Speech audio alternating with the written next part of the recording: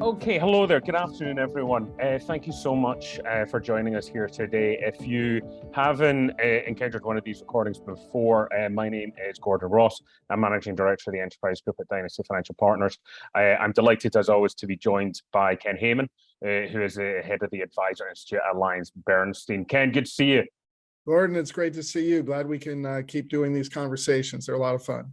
Absolutely. And for those of you prior to us hitting record on this recording, we're recording this just a few weeks after our hurricanes hit the Florida area, and it's good to see can't keep a good man down in Ken. So good to see you here today. For those of you that haven't encountered these recordings before, we've focused.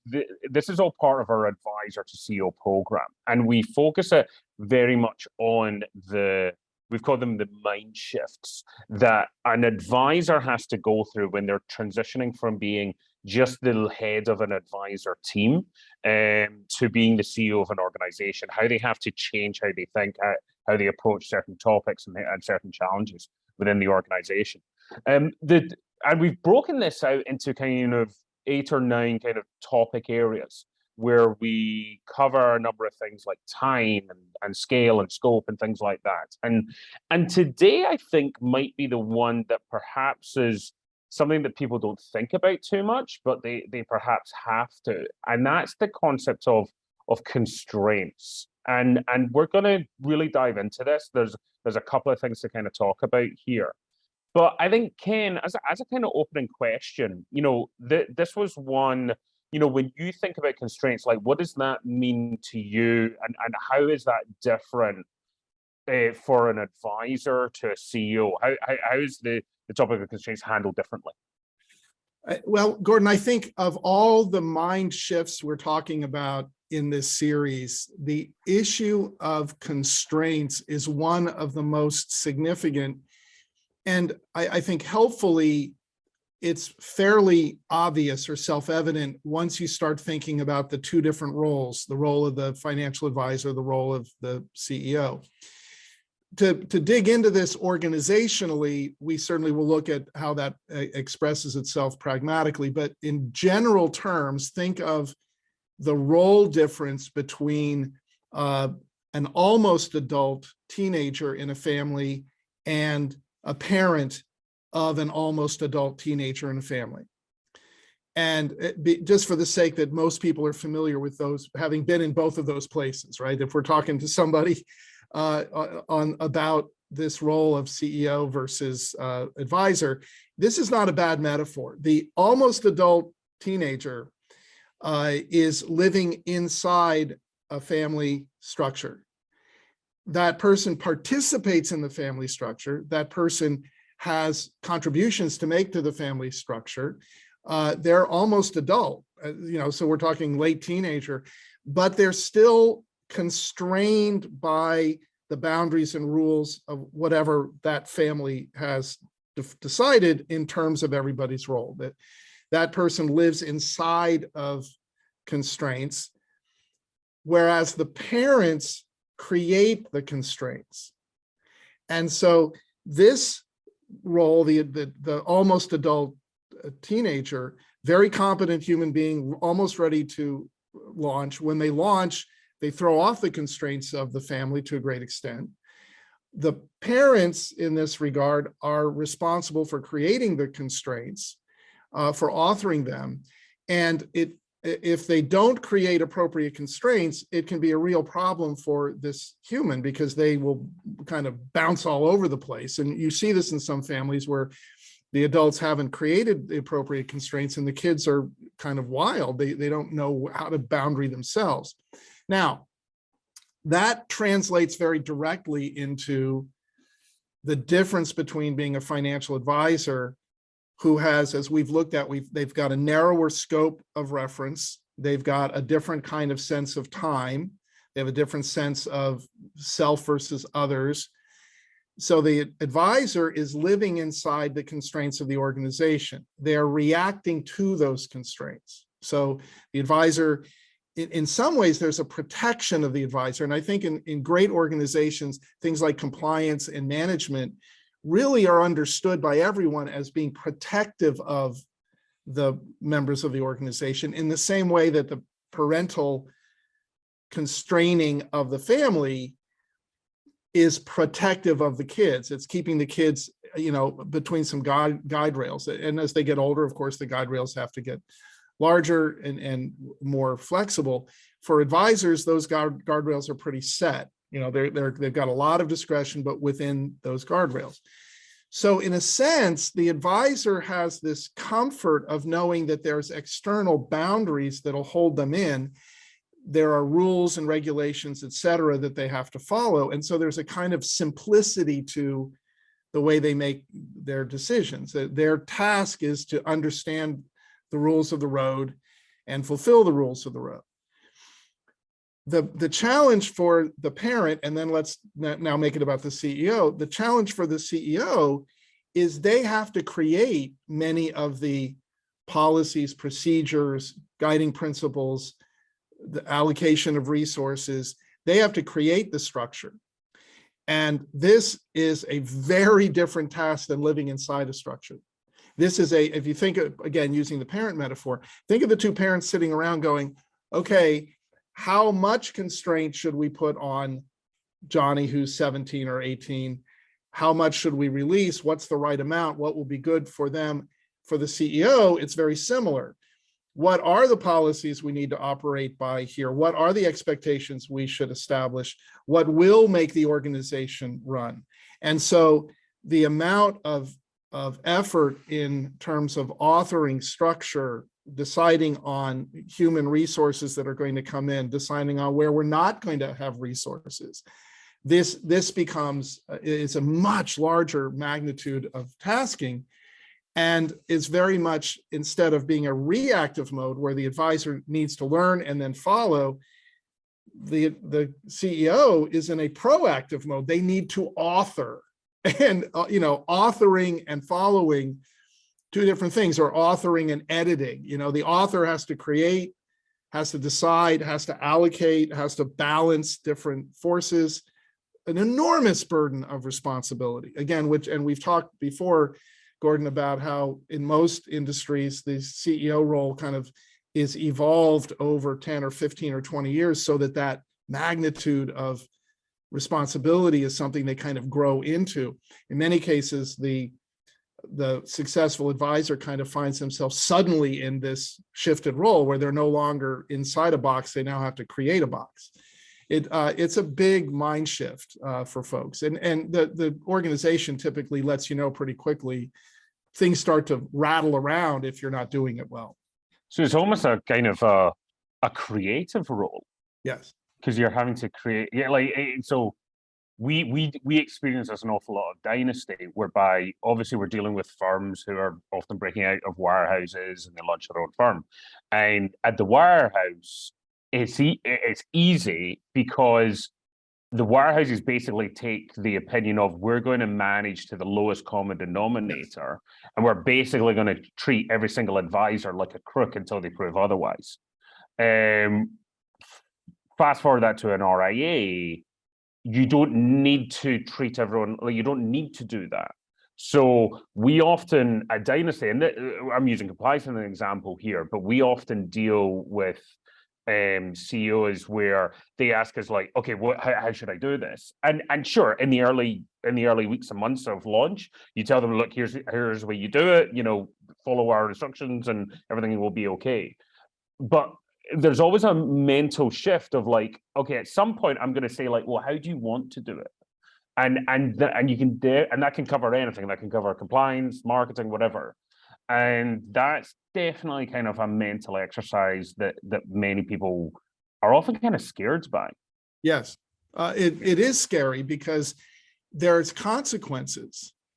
It's fairly easy, and using the wirehouse example, the wirehouse is a gigantic organization, and in very, very large organizations, you really don't have a choice but to manage to the lowest common denominator, because one bad action in one place can be so expensive in terms of consequence to the organization. And the number of humans and the number of human variables. I mean, you think about, again, my family metaphor, you have 3 kids, you can spend a lot of time paying attention and thinking through what are the constraints you're putting on them. You have 50 kids or 100 kids or 500 kids. Think about us now, go from a family to a school. Oh my goodness, the range of human variables in that. And I think you're putting your finger on something. And the reason I think that this idea of constraints is so important for the CEO mindset, putting your finger on this idea that, these RIAs are coming out of the wirehouses, they're throwing off that burden of least common denominator. And there's this sense of, okay, we want to be liberated to do what we want to do, right? We want to have that constraint lifted off of us. And think of the teenager going off to college. But again, then think about some of the consequences of the teenager going off to college. The teenagers doesn't have internal constraints, so there's no help to constrain at this slightly larger magnitude of freedom. Some folks rattle around and get into some trouble with that. Now, in our highly regulated industry, a lot of what you throw off at the wirehouse is the wirehouse's issue. Our regulatory world, is stable. You don't suddenly lose all regulatory expectations. But you bring 6 advisors out into a RIA, you partner them up, you put somebody in charge of that. Now you have an organization that's trying to go somewhere. Well, you can have 6 different people all going off in different directions and sort of kind of contributing. Really hard to decide what kind of marketing support. Do we provide separate marketing support to everybody so they can do their own thing? Eventually that becomes highly inefficient. And then therefore you're indulging the individual who is saying, well, I want to do what I want to do. I want to do what I want to do. Eventually the CEO has to say, what is in the best interest of the organization? How are we going to marshal resources? How are we going to constrain folks? Is your interest in pursuing that, let's say business growth, is your interest in pursuing that opportunity something that we should add support to? Or do I need to say, you know what, we're not going down that path? That's a specialized path. And I'm thinking a very particular example. I had a very close friend who was part of a medium-sized wealth management group. He was connected to some great opportunities in professional sports and went to the organization and said, hey, I need some specialized materials developed to pursue this opportunity with sports. And the organization looked at it and said, we're not going to do that for a couple of reasons. Reason one, that's so regulated and so specialized, and there's so many people already in that space, and all of them have opportunity sets far beyond ours. You're breaking in, and yes, you need these materials to break in, and it could be a competitive advantage, but it's not our sweet spot, and it's not additive to the impact we want to have holistically on the marketplace. We want to be known for this and this and this, and that's way over here. And so here's this individual who he sees this opportunity, and of course, financial advisors are very opportunity conscious. And so for him, there's a magnetic pull. And what happened is the organization said, nope, here's a boundary. We're not going to support that. Now, look, if you can figure out how to take advantage of it, great, go, spend your time there. However, we're not going to release you from our other obligations to support what we've determined to be this priority. And therein is the tension, Gordon, is that the advisor pushes against constraints based on their own agenda. I have this opportunity. I want to do this. It'll mean money for me, right? Pushing against the constraint. The CEO has to balance. I see that. I want you to succeed. I want you to take advantage of your opportunities. And the larger organization demands that the way we allocate resources means that some things won't be allocated, and therefore there will be a constraint. Or our larger plan means we're focusing on these very important agendas, and that is a secondary agenda that we cannot attend to. So constraint for the advisor is very different. For the advisor, it can feel like an act of of suppression, whereas for the CEO, the constraints they define in the organization can be a creative act of business focus. There's a very different mindset there in those two people. And by the way, neither is wrong. I think the advisor should be saying, hey, there's an opportunity. I want to represent this, but being aware that the CEO always has that larger frame of reference and has to own sorting that out. You can't have an organization prosper with everyone's going in 15 different directions and pulling on resources and fighting with each other. So this is interesting, and like I hate to like leapfrog immediately to the tactical, but I believe there's an open debate happening in the industry right now around what is the best way to grow an RIA quickly, for want of a better phrase. And that is, there are some firms out there that are being very aggressive on the acquisition front and recruiting front. And they're saying, and they might kind of dress this up a little bit, but they're bringing the advisors on board, or bringing the acquisitions on board, and basically letting it be fairly open from that point onwards. There's other firms that are very much, being more constrained about it. Like, no, if you come on board, you're gonna take on our branding, you're gonna take on our investment process, our client experience, our financial planning process, whatever it is. Now, the latter, obviously, I think we can all agree, the latter probably builds a bigger enterprise value multiple, but the former, you can probably get to a bigger number quicker because many advisors want to move, get a big recruiting deal, and really not change. Are you essentially saying that either can work, but you have to be very clear about what the constraints are? Or is it like, is it a case of just being very cognizant of the management challenges that either option kind of dictates? Well, I think I'm saying something a little bit different, though I acknowledge everything that you're saying. Both can work. I think both can work absolutely on the short term. Over time, one is going to significantly overtake the other. And it's an interesting reflection, because there's this issue of individual autonomy and self-determination. So the sense of kind of operating on my own intuitive sense of how it should work. And our industry has very much been built on that mindset, that the individual advisor is king. In fact, there's some organizations, some large organizations I've worked with, where that was very much a culturally defended perspective. Oh, we don't want to mess with the individual advisor. And our task is to support them as much as possible. Okay, well, I get that. It's very nice to have autonomy.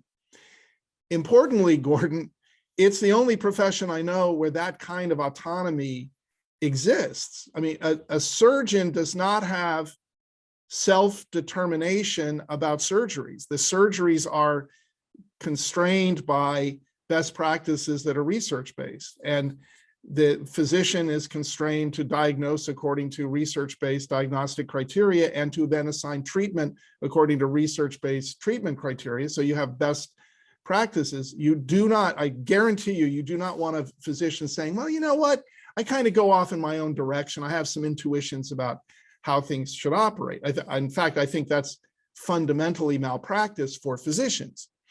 It's true for pilots. Pilots are constrained. It's true for attorneys. It's true. I was a psychotherapist. I was constrained by expectation to be able to diagnose within a particularly defined treatment modality, and then to be able to apply that treatment modality accurately to the client that I diagnosed. I can go on. Engineer. My father was an engineer. You can't creatively decide we're going to make the concrete of that platform thinner because it has a requirement for load bearing. You don't have any choices about it, Frank Gehry or otherwise notwithstanding, right? So one of the things I think that's interesting is that it's very attractive to a particularly kind of autonomous personality who doesn't want constraints or wants a minimum of constraints. But if you look at like the research of Jim Collins in his books, Built to Last, and especially Good to Great, you don't see large organizations prospering, and you don't see competitive advantage and leverage created by liberating a bunch of people to run around on their own intuitive sense of things. You may have a lot of people attracted to doing that, but at the end of the day, you have a muddle, because the larger you get now, what resources are available? How are those resources spread out? What are we doing? I can't use their materials because I'm marketing to a different, I don't do any financial planning, so my billing relationships are fundamentally different than the billing relationships over here. For a CEO, that's kind of like what are we doing? Where are we going? And I think that's a mindset shift that the CEO says, okay, where are we headed? What do we need to get there? How much autonomy, stylistic autonomy do we want in this space? How much liberation can we allow? How much resource and guidance can we provide? So if I'm following Jim Collins' experience, I would say the big thing that CEOs need to grapple with in this industry is how can we define the methodologies we're going to use?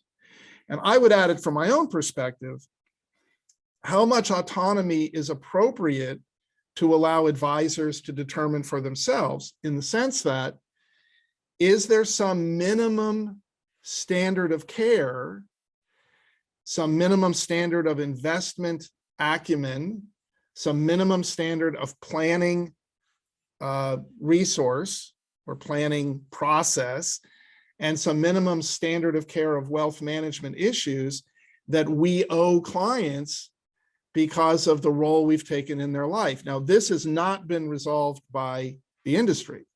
The industry has said advisors can decide that they're going to advise on this much.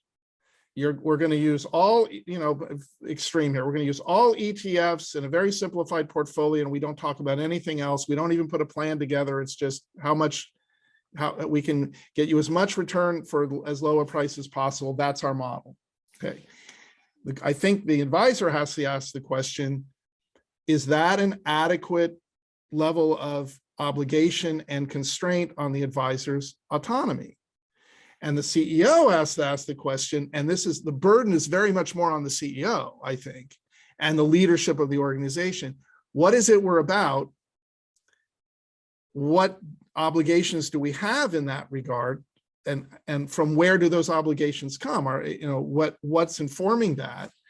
And what is going to preserve us as a viable organization providing services to clients, and what's going to help us avoid being obsolete? Now we're off in a little bit different direction, but look, Jeff Bezos last year quit as the CEO of Amazon, but he didn't quit a role at Amazon. He just adopted a new role. He put a manager leader in place and said, I'm now going to spend all my time looking at what's going to disrupt Amazon's dominance and what innovation is going to put us out of business.